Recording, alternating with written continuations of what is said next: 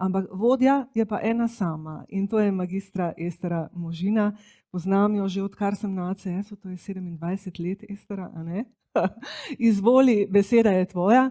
Ampak še prej bi povedala, nas popeljala malce v preteklost. Če bo še Franci sodeloval, tudi bo, vem, da bo. Ko me je Estera prosila, da danes tukaj sodelujem z vami, me je spomnila, da smo leta 2016 uprizorili temeljni, začetni dogodek na tem področju, oziroma en mejnik, saj delujemo, kot rečeno, že dlje časa za pismenost odraslih in za vključevanje. To je bil 20. andragoški kolokvij, 25. obletnica Andragoškega centra in takrat seveda prva celostna razgrnitev rezultatov PIAK, ki za Slovenijo žal niso najboljši bili in morda še vedno niso. Takrat tudi predstavitev 10 tematskih študij. Vse to so bili temeljni kamni, Estera, za nadaljnja prizadevanja. Tako da, če imate čas, predvsem pa interes, poglejte si malce te zadeve, so še vedno zelo aktualne. K tem bomo pa pridodali seveda vse današnje. Izvoli, Estera, povej nam kaj o okoliščinah projekta. Veliko je tega, samo vrh ledene gore bomo slišali. Hvala lepa, Zvonka, za to presenečenje. Spoštovani gostje, udeleženci konference, spoštovani strokovni sodelavci pri projektu iz vse Slovenije, vsem prav lep pozdrav. Po 6 letih sem res vesela, da smo skupaj s sodelavci prišli na ciljno črto projekta. Zdi se mi, da smo tekli maraton, pri katerem smo vsi vedeli, da ni pomembno, da eden od nas zmaga, ampak da se podpiramo in sodelujemo, da vsi prispemo na cilj. Tekli pa smo seveda v zelo spremenljivih okoliščinah, ki so na različne načine posegale v naše delo.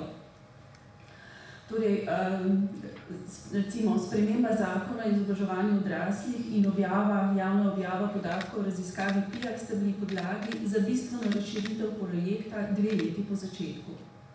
Ko smo ravno dobro zastavili delo, je nastopilo obdobje pandemije, ki nam je vse, tako kot vam, obrnilo na glavo.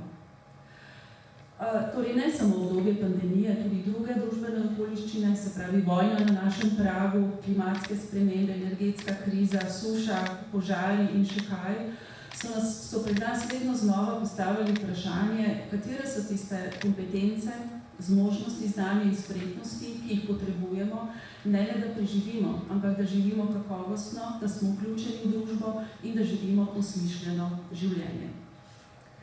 Razvojni projekt Strokovna podpora področju pridobivanja temeljnih kompetenc je potekal kot neposredna potrditev operacije o podpori Evropskega socialnega sklada in Ministrstva za izobraževanje, znanost in šport. Združuje 2 vsebinski področji, področje pismenosti in kakovosti, ki sta temeljni področji dela na Andragoškem centru. Ministrstvo je že v pripravi projekta prisluhnilo našim pobudam in sprejelo odločitev, da z razvojnim projektom lahko nadaljujemo razvojne pobude, ki so se pričele v predhodnih projektih. Premisleki in posamezni rezultati projekta, ki boste podrobneje spoznali danes, so se v resnici medili dobrih 10 let. Dovolite mi, da kot vodja projekta kratko, v tem res odmerjenem času predstavim, kaj smo s projektom želeli doseči, na katere probleme v izobraževanju odraslih smo skušali odgovoriti in se res samo dotaknem nekaterih ključnih rezultatov projekta. Torej, na področju pismenosti smo želeli razvijati inovativne pristope in orodja za razvoj temeljnih zmožnosti in pismenosti, predvsem zato, da bi dvignili vključenost v izobraževanje in usposabljanje najbolj ranljivega dela odraslega prebivalstva. Prav tako smo želeli razvijati tiste temeljne zmožnosti, ki jim omogočajo vključitev v družbo, na trg dela, kakovostno in boljše življenje.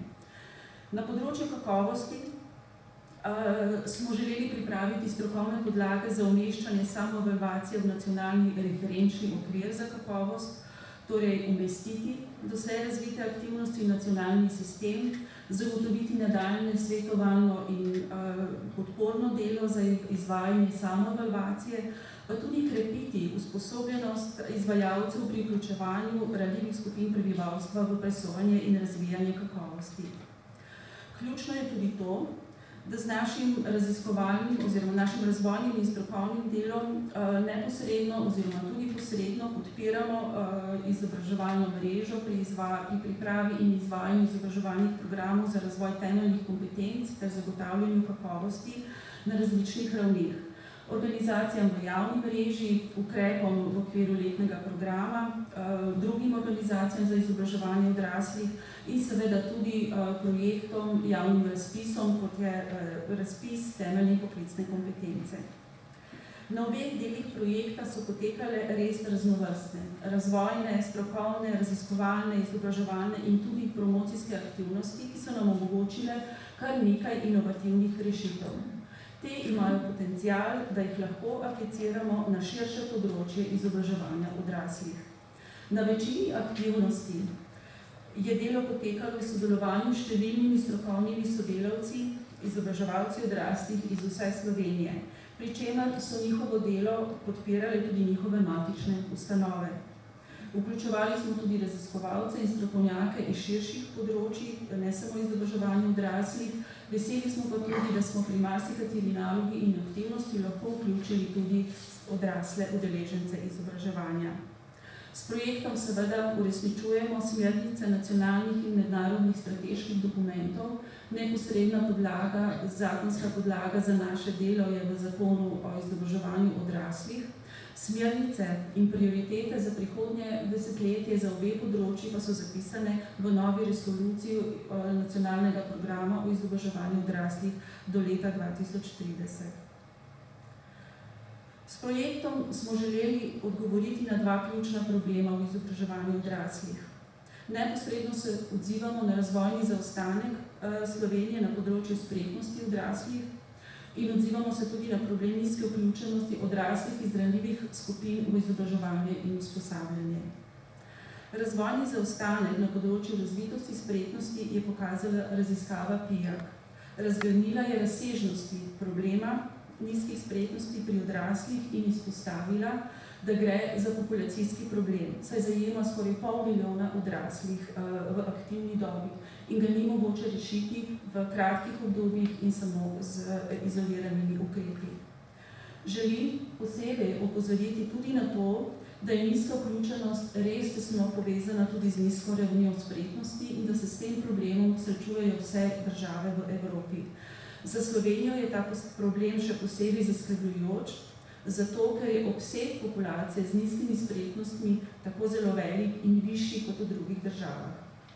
Tako da je eno ključnih sporočil našega projekta, ki temelji na empiričnih podatkih, da je nujno potrebno krepiti in razvijati spretnosti pri ranljivih skupinah. Brez tega ni mogoče pričakovati višje udeležbe teh skupin v izobraževanju in tudi trajnejših učinkov izobraževanja odraslih. Povzela sem tudi prikaz podatkov o izvedbi javnega razpisa temeljne poklicne kompetence med leti 2016 in 2021. Podatki kažejo, da je bila realizacija razpisa visoka in zadovoljiva. V največjem obsegu so se v izobraževalne programe odrasli vključevali v učenje tujih jezikov in računalniškega ter digitalnega izobraževanja. Po obsegu sredstev in obsegu ur predstavljajo ti programi več kot polovico javnega razpisa. V znatno nižjem obsegu pa so se odrasli vključevali v vsa druga področja. Konkretno predstavljajo programi za razvoj pismenosti nekje med 6 in 7% sredstev oziroma obsega ur. Glede na to, da je bilo z raziskavo ugotovljeno zaskrbljujoče stanje na področju spretnosti, lahko le ugotovimo, da so bile naložbe v razvoj temeljnih spretnosti v danem obdobju nizke. Torej, rezultati projekta so naložba v kakovostni razvoj kompetenc odraslih v prihodnjem desetletju. Kot rečeno, so nastajali skozi daljše obdobje strokovnega dela, zato menimo, da imajo trajnejšo vrednost. Če se samo sprehodim na hitro skozi nekatere poglavitne, torej začetek dela na projektu je sovpadel z javno objavo rezultatov raziskave PIAAC. Na tej podlagi smo pripravili kar nekaj strokovnih in znanstvenih gradiv o stanju spretnosti. Poleg raziskovalnih poročil, ki jih je včasih težko brati, so pripravljeni tudi povzetki posameznih študij, ki smo jih pripravili v tiskani obliki v okviru tega projekta. Vsi povzetki, kot tudi študije, so prosto dostopni javnosti. Res zelo veliko naših naporov je bilo vloženih v prilagoditovni izvedbo spletnega vprašalnika SVOS. Pri vpeljevanju inštrumenta ni šlo vse po načrtih. Marsikdaj je dolžina vprašalnika pretehtala njegovo uporabnost. Kljub temu smo vzpostavili 35 tako imenovanih lokalnih točk za izvedbo ocenjevanja in usposobili veliko strokovnih delavcev za njegovo uporabo. Lokalne točke so v resnici zamišljene kot neke vrste lokalni laboratoriji spretnosti, ki lahko hitro ocenijo spretnosti posameznika in skupin. Torej, če težav s spretnostmi ne zaznamo ali pa jih ne znamo izmeriti, je velika verjetnost, da jih spregledamo. Več o tem v vrtiljaku. Zbirka didaktičnih pripomočkov za razvoj temeljnih zmožnosti odraslih obsega zbirko opisnikov in zbirko izobraževalnih filmov. Zbirki predstavljata v bistvu zaokroženo celoto didaktičnih pripomočkov, ki v bistvu omogočata poljubno kombiniranje različnih področij opisnikov med seboj. Menimo, da je uporabna tako v formalnem kot neformalnem izobraževanju, splošnem ali poklicnem izobraževanju, povsod tam, kjer izobraževalci odrasli pravzaprav zaznati primanjkljaje v temeljnih zmožnostih. Prav tako vidimo uporabnost v svetovalni dejavnosti pri izobraževanju bodočih kadrov, vzgojnem izobraževanju in še kje. Več o opisnikih v vrtiljaku in v prispevku dr. Petre Javrh in Jurke Lepičnik Vodopivec. V okviru projekta je bil oblikovan en nov program in posodobljenih 7 javnoveljavnih programov za razvoj temeljnih zmožnosti. Programe RAZNRPO, ki še čaka, je tudi obravnaval in potrdil strokovni svet za izobraževanje odraslih. V programu so res ugrajena naša spoznanja v področju pismenosti, ki smo jih pridobivali skozi 30 let. Želimo si, in tudi to je eno glavnih sporočil projekta, da bi se programi uvrstili v javno mrežo za izobraževanje odraslih. Ne gre za tržno zanimive programe, zato ni več smiselno, da se izvajajo v okviru javnih razpisov. Tako bi bili ti programi za odrasle bistveno bolj dostopni, izobraževalna mreža bi načrtovala izvedbo v skladu s potrebami lokalnega okolja in zagotovljen bi bil karierni in profesionalni razvoj strokovnih delavcev na teh področjih. In na koncu, na področju kakovosti smo na različne načine omogočali strokovno podporo izobraževalnim organizacijam. Nastala so strokovna učna gradiva za osebje v izobraževalnih organizacijah, ki se ukvarjajo s vprašanji kakovosti. Pripravljena je bila tudi med drugim seveda bogata zbirka, spletna zbirka priporočil, pripomočkov, dobrih praks, mozaik kakovosti. Več v prispevku in v vrtiljaku, v prispevku dr. Tanje Možina in v vrtiljaku. Ob koncu se želim zahvaliti naročniku, to je sektorju za izobraževanje odraslih ter Ministrstvu za izobraževanje, znanost in šport, za zaupanje in podporo pri snovanju in izvajanju projekta. Sodelavci na področju pismenosti in kakovosti gledamo na svoje delo kot na poslanstvo, zato smo hvaležni za priložnost, da lahko strokovno in razvojno delamo na področjih, s katerimi spreminjamo življenja ljudi, izboljšujemo njihove možnosti za sodelovanje na trgu dela in v družbi, ter tudi s tem gradimo bolj pravično in enakopravno družbo. Posebej se želim zahvaliti izobraževalcem odraslih kot posameznikom, ki so delovali pri različnih aktivnostih tekom izvajanja projekta in nam zaupali, ko smo usmerjali razvojno delo. Na drugi strani so za nas neprecenljive vse priložnosti, ko se lahko od vas učimo neposredno iz prakse. Zavedamo pa tudi se, da brez soglasja in podpore vodstva v vaših matičnih organizacijah ne bi mogli polno sodelovati v razvojnem projektu. Med nami ste danes tudi udeleženci izobraževanja odraslih. Hvala vam, da ste nam dovolili vstopiti v vaše življenja, da ste delili z nami vaše zgodbe, ki so lahko zgled drugim udeležencem izobraževanja odraslih. Hvala tudi sedanjemu in prejšnjemu vodstvu Andragoškega centra, da nas podpira pri izvajanju projektov, s katerimi lahko delamo inovacije v izobraževanju odraslih.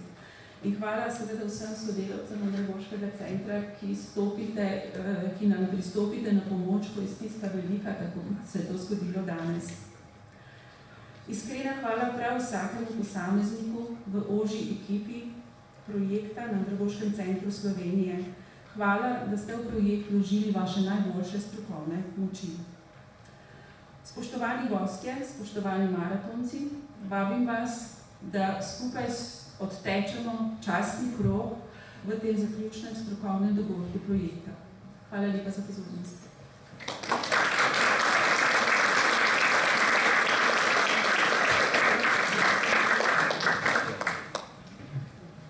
Hvala lepa, draga Estra. Osebno doživljam vse to, kar si povedala, pa še vse tisto tam od spodaj, kako je življenjsko delo, kako je življenjsko poslanstvo. Tako da hvala ne samo za predstavitev, ampak za vse do zdaj in veliko energije in dobrih želja za naprej, kar si tudi že nakazala.